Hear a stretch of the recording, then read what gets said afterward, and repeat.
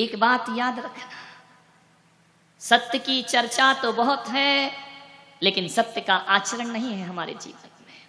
मजे की बात तो ये है कि झूठ बोलने वाला भी अपने बच्चों से कहता है कि मुझे सच पसंद है। ध्यान रखना, झूठे से झूठा आदमी भी, अरे झूठ बोलना तो सब चाहते हैं, लेकिन झूठ सुनना कोई नहीं चाहता है। हर कोई कहता है सच बोलो, मुझे झूठ पसंद नहीं है। खुद झूठ बोलेगा लेकिन दूसरे का पसंद नहीं आता है। ध्यान रखना, सच और झूठ सत्य धर्म है। आज झूठ बोलने से कोई मतलब नहीं।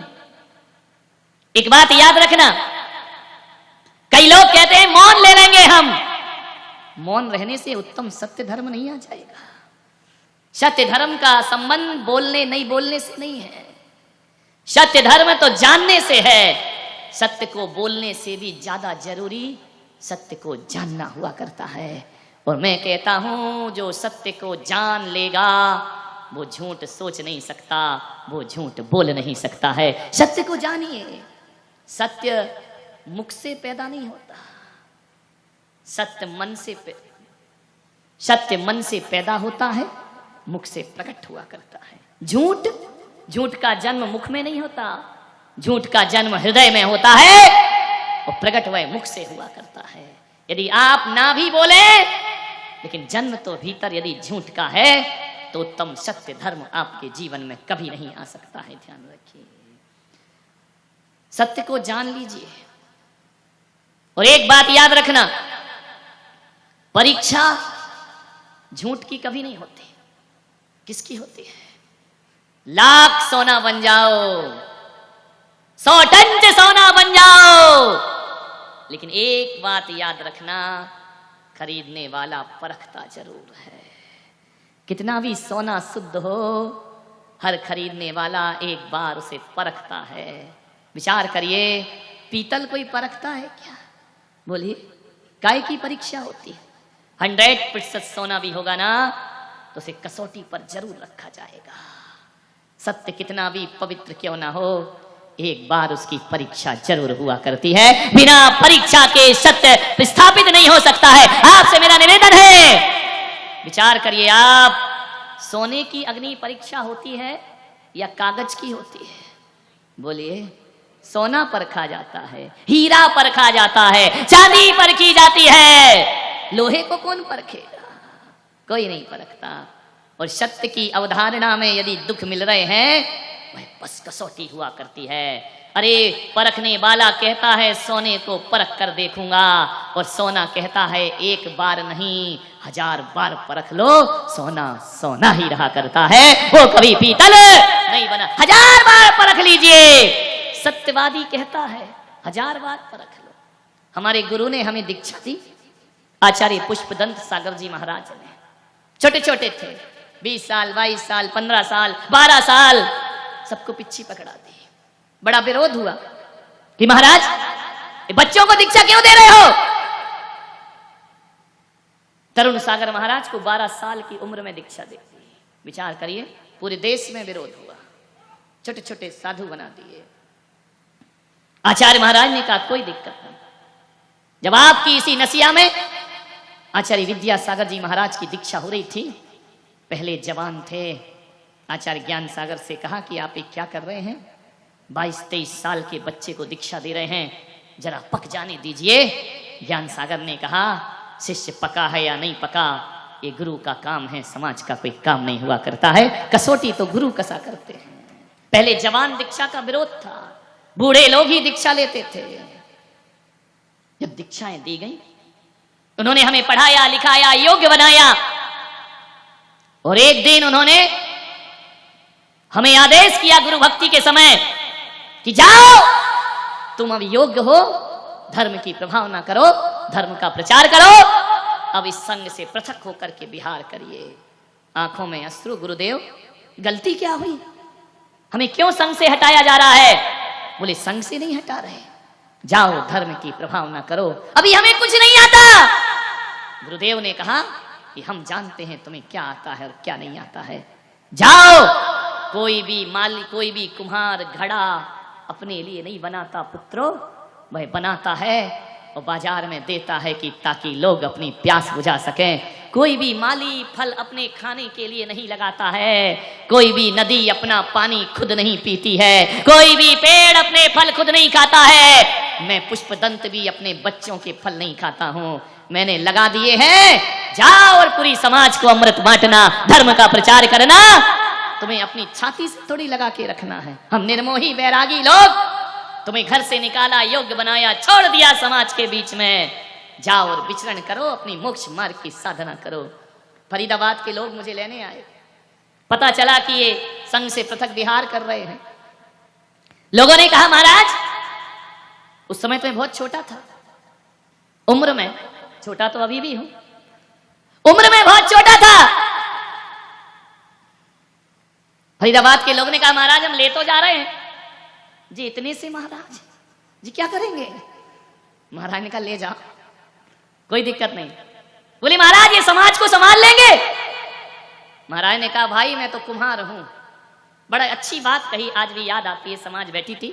मैं तो कुम्हार हूं, मैंने घड़ा बना दिया है, पका दिया है आग में, ठोक बजा कर ले जाओ, ले जाओ अपने यहां समाज में। और एक बात याद रखना, बजा के देखना, यदि फूटा घड़ा हो तो पुष्पदंत को वापस लौटा देना, और सही घड़ा हो तो अपनी प्यास बुझा लेना। ध्यान रखिए, ऐसे घड़े मैंने बनाए हैं तपा करके कि इनमें जो पानी भरा जाएगा वो शीतल हो जाएगा, और जो पिएगा उसका कंठ तृप्त हो जाएगा। बस गुरुदेव की वही बात याद आती है, उसी बात के दम पर हम सारे देश में विचरण करते हैं। और महाराज समाज को नहीं, इशारों इशारों में हमें कह रहे थे बेटा फूटे घड़े मत बनना, वरना समाज तुम्हें स्वीकार नहीं करेगी। अजमेर वालों देख लिया बजा के, बड़े चर्चे थे, कल ये टपसा बता रहा था, बड़े चर्चे। अरे पैसे वालों के महाराज गरीबों से बोलते ही नहीं है। ऐसा कुछ लगा क्या? कौन पैसा वाला मेरा है? बोलिए, बताइए। वीआईपी महाराज, अपॉइंटमेंट लेना पड़ता है मिलने का, ऐसा कुछ लगा क्या? 2 पुलिस खड़ी रहती है गेट पर, धत तेरे की। यही सब करना था तो किसी चुनाव में लड़के मंत्री संतरी बन गए होते। ध्यान रखिए, यहाँ काहे को होते साधु संत बन करके?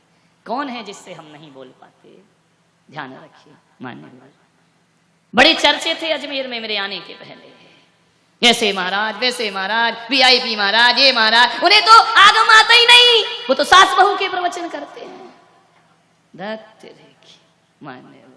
खैर कोई बात नहीं।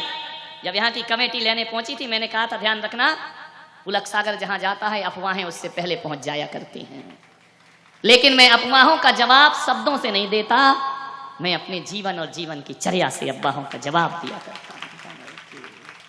पूरी दुनिया में चर्चे हैं पुष्पदंत के चेले, ये जहां जाते हैं वहां हंगामा हो जाया करता है। ध्यान रखना, सोचना है, तपाया है गुरुदेव ने। हमारे ऊपर कोई अनुशासन नहीं है, हमारे गुरुजी हमको अनुशासन में नहीं रखते, कोई डांट नहीं, कोई प्रायश्चित नहीं। मुझे याद है जब मैं आचार्य विद्यासागर जी के संग से किसी दुर्भाग्यवश छूट गया और आचार्य पुष्पदंत सागर जी के संग में जब पहुंचा, 9 महीने आचार्य महाराज के पास रहकर, जब वहां मुझे लगा कि महाराज ने मुझे कहा कहीं और दीक्षा ले लीजिए, मैं आचार्य पुष्पदंत सागर जी के संग में आया और संगों में भी गया। सब बूढ़े बूढ़े सन्यासी, मैंने कहा ये तो चलेगा नहीं भाई, एक ट्रैक्टर का पहिया, एक साइकिल का, गाड़ी कैसे चलेगी? शांतिलाल जी, कैसे बूढ़े और जवान का साथ? लेकिन हमारे बाबा जी ऐसे नहीं है, तन के बूढ़े हैं, दिल तो अभी जवान है उनका, इसलिए चल रहा है दोनों पहिए। ध्यान रखना। मैं आया उनके संग में, भिंड में पहली बार प्रवेश किया, महाराज के कमरे में गया। महाराज ने पूछा कहां से आए हो? मैंने कहा आचार्य विद्यासागर जी का ब्रह्मचारी हूं।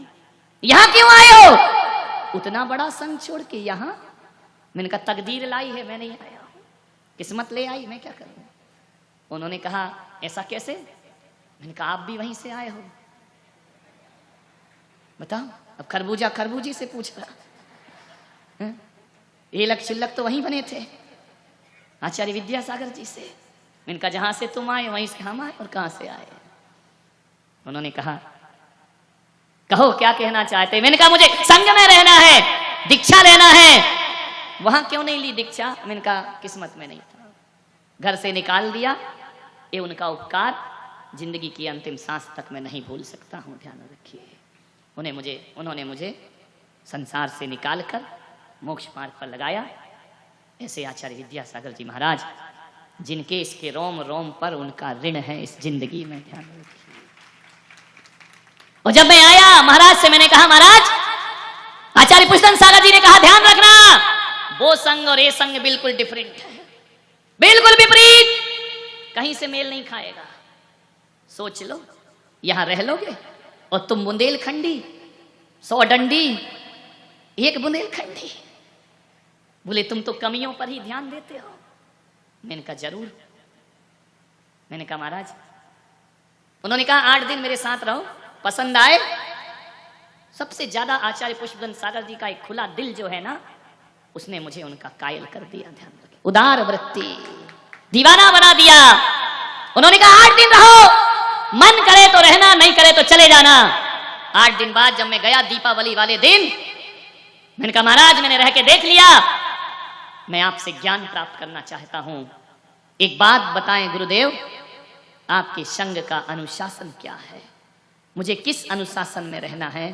उन्होंने मेरे शीश पे हाथ रखा और कमरे में, बंद कमरे में मुझसे कहा, ब्रह्मचारी मैं किसी को अनुशासन में नहीं रखता हूं, कोई कानून नहीं है मेरे यहाँ का, बस एक ही कानून है, यदि तुम सच्चे बैरागी होगे खुद अनुशासित रहोगे, और बैराग्य सच्चा नहीं होगा तो मेरा अनुशासन भी तुम्हें बदल नहीं पाएगा, मेरा अनुशासन तुम्हें तोड़ेगा। यदि आपके अंदर वैराग्य नहीं है, आपके अंदर ज्ञान पाने की पिपासा नहीं है, और मैं डांट डांट कर भी बनाऊं तो तुम मेरी नजरों के पीछे मेरे सारे नियम तोड़ोगे।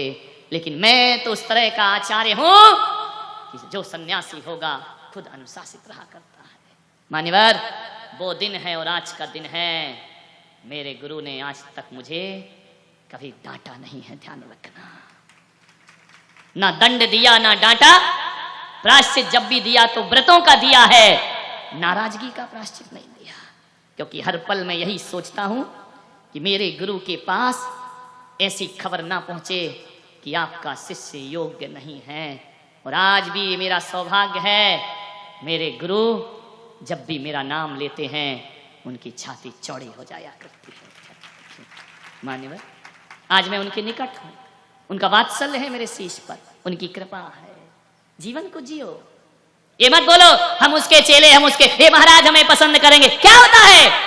ऐसी जिंदगी जियो। किसी गुरु से मत कहना कि हमें अपना शिष्य बना लो, ऐसे काम करो गुरु खुद तुम्हें शिष्य के रूप में स्वीकार कर ले। मानिए, एक बात बताओ, टाटा बिरला रिलायंस वाले, यदि कोई आदमी कह दे कि मैं मुकेश अंबानी का लड़का हूं, बोल दे, ये पारसी बोल दे, चलो अपना ऋषि बोल दे, टपसा बोल दे कि मैं मुकेश अंबानी का लड़का हूं, तो क्या मुकेश अंबानी अपनी दौलत इनके नाम कर देगा? बोलिए, कर देगा? नहीं करेगा ना। बोल दो, क्या दिक्कत है? लेकिन जिस दिन मुकेश अंबानी बोल दे कि हाँ ये मेरा लड़का है, बोलो दौलत मिलेगी या नहीं मिलेगी? जरूर मिलेगी ना। विचार करिए, तुम ही कहे जा रहे हम उनके परम शिष्य हैं। कभी गुरु ने कहा तू मेरा परम शिष्य है?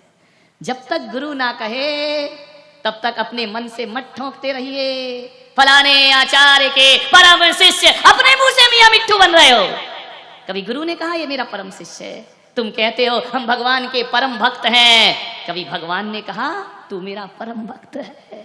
नहीं कहा ना। भगवान कभी कहते हैं, राम ने कहा हनुमान तुमसे बड़ा भक्त मेरा दुनिया में कोई दूसरा नहीं हो सकता। ऐसी योग्यताएं अर्जित करो जीवन में कि तुम्हें परम शिष्य कहकर गुरु पुकारे। हर चेला कहता है परम शिष्य परम शिष्य, हम उनके खास दिन भर आते मेरे कमरे में, हम इन महाराज के खास, हम उन महाराज ने मुझे बताया ही नहीं कि मेरा खास है, अपने ही मुंह से दिए जा रहे हो। ध्यान रखिए, दिन भर आते हैं, ये कहाँ की राजनीति समाज में चल रही है?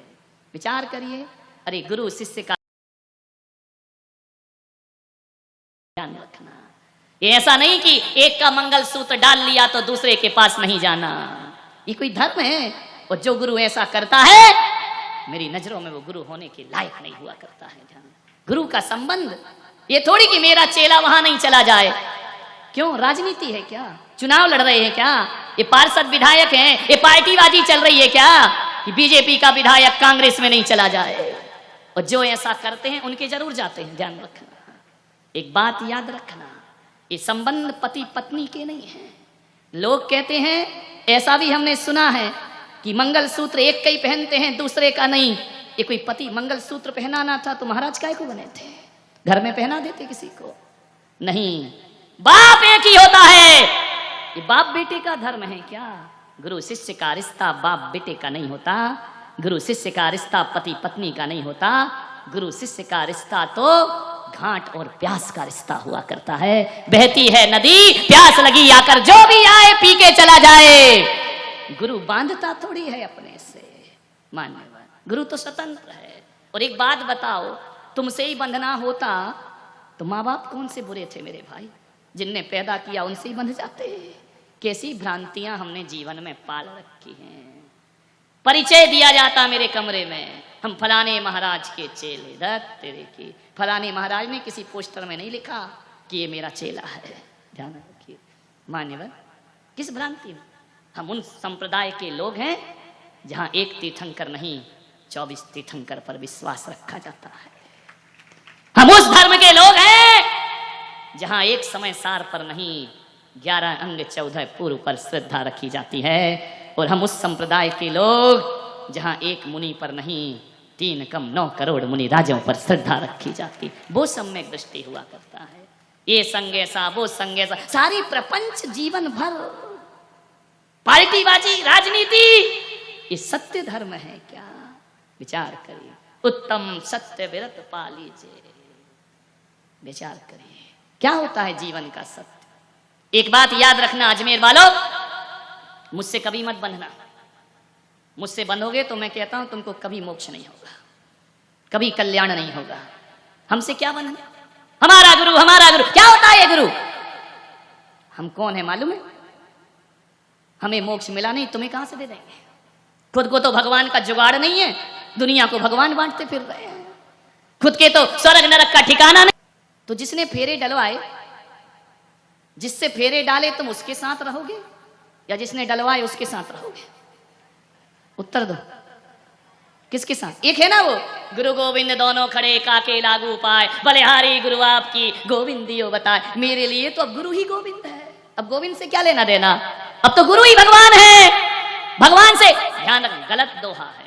कबीर कह कुछ रहे हैं, तुम समझ कुछ रहे हो। इसका मतलब ये थोड़ी होता है कि गुरु ने भगवान से मिलाया तो हम गुरु के ही साथ रहेंगे, अब भगवान से हमारा कुछ लेना देना नहीं। गलत, असत्य धर्म है ये। सत्य धर्म जानते? एक बहन को अजमेर से इंदौर जाना था ससुराल। दामान साहब का फोन आया कि मैं आ नहीं सकता ससुर जी, आप बेटी भेज दीजिए, कोई आ रहा हो तो। बोले हाँ ठीक है। एक बाजू का ड्राइवर जा रहा था। बोले कहाँ जा रहे? इंदौर। बोले यार ऐसा कर, मेरी बेटी को छोड़ देना, वहां कबर साहब ले लेंगे। बोले ठीक है, छोड़ दूंगा। कार में बिठाया उसको, रास्ते में बड़े बोले अच्छे से ले जाना। अरे बोले चिंता मत करो बाबूजी, अच्छे से ले जाऊंगा। कोल्ड ड्रिंक पिलाई, नसीराबाद में कचौड़ा खिलाया, जहां जहां जो पड़ा सब खिलाया, बड़ा ध्यान रखा उसके भूख का, पानी का, प्यास का। अब पहुंच गए इंदौर, कमर साहब मिल गए बस स्टैंड पर, कार खड़ी हुई। अब पत्नी ने देखा कि अब मैं क्या करूं? विचार करिए, किसने मिलाया? पति से, ड्राइवर ने। अब पत्नी सोचे, पति ड्राइवर दोनों खड़े। विचार करो, विचार करो, दिमाग लगाओ। पति ड्राइवर दोनों खड़े, काके जाऊं साथ, बलिहारी जा ड्राइवर की, मिलाया मोरे नाथ। अब तो मैं ड्राइवर के साथ रहूंगी। जमता है क्या? बोलिए, जमता है? मैं तुम्हें भगवान से मिलाने वाला हूं, लेकिन मैं भगवान से बड़ा कभी नहीं हो सकता हूं, ध्यान रखिए। और यदि तुमने भगवान को छोड़कर मेरी भक्ति की तुम्हें कभी भी मुक्ति मिलने वाली नहीं है, ध्यान रखना। किससे जोड़ना है? एक पंडित शादी में लड़के लड़की का गठबंधन करा देता है, दोनों को मिला देता है, और जैसे ही फेरे डल जाते हैं पंडित का काम खत्म हो जाता है। अब तुम दोनों आराम से रहो, मैं भी तुम्हारा गठबंधन इनसे कराऊंगा और ये पंडित धीरे से अलग हो जाएगा। अब तुम रहो और तुम्हारा भगवान। हम तो पंडित पुजारी हैं, हम तो भक्त और भगवान का गठबंधन कराते हैं। आप बताइए, जिसने तुम्हारी शादी कराई, पंडित तक तुम्हें याद नहीं होगा। याद है क्या? रोज उस पंडित की पूजा करो, इसने मेरी शादी करा दी, शादी करा दी। नहीं, साधु का काम भक्त को भगवान से जोड़ना है, साधु का काम अपने आप से जोड़ना नहीं है। जो अपने से जोड़ता है वो भगवान से कभी नहीं मिला सकता है। मेरे भक्तों को तो मैं कहता हूं, बिल्कुल नहीं, ट्रेडमार्क तो लगाना ही मत, ISI मार्क, कोई जरूरत नहीं। आप भगवान के भक्त बन जाओ, मेरी ड्यूटी खत्म हो जाएगी। ध्यान रखना, विचार करना है आपको। सत्य धर्म को जिए, बंधने का प्रयास न करें।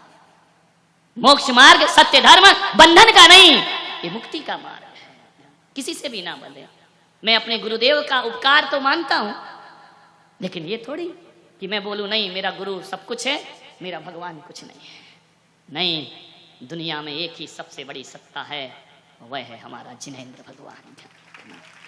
उनसे बड़ा दुनिया में कोई, यही जीवन का सत्य है। और मैं तो भगवान से यही प्रार्थना करता हूं कि हे जिनेंद्र, मेरा कोई भक्त यदि तुमको छोड़कर मुझे भक्ति करे मेरी, उसे मेरी भक्ति का कोई भी फल प्रदान मत करना। मुझे छोड़ के तुम्हारी भक्ति करे तो हे जिनेंद्र, मेरे से पहले उस भक्त को मुक्ति प्रदान करना, उसका कल्याण कर देना। मुझसे क्या जुड़ना? ये मरण धर्मा शरीर, इससे क्या जुड़ना? हाड़ मांस का पोटला ये शरीर, इससे क्या जुड़ना? उस तत्व से जुड़ो, उस सत्य से जुड़ो जो वस्तु का स्वरूप हुआ करता है। कुछ नहीं होता। हम इस पंथ के अनुयायी, हम उस किन विवादों में, किन प्रपंचों में जिंदगी बर्बाद करते हैं। हम तेरा पंथ, हम 20 पंथ, हम स्थानकवासी, हम श्वेतांबर, हम दिगंबर, हम कांजी पंथ। पागल हो गए क्या? इन पंथों से मुक्ति नहीं होती मेरे भाई। मुक्ति तो होती है सत्य की आराधना से, मुक्ति तो होती है सत्य की साधना से। सत्य को बोलना जरूरी नहीं है, सत्य को जानना बहुत जरूरी हुआ करता है।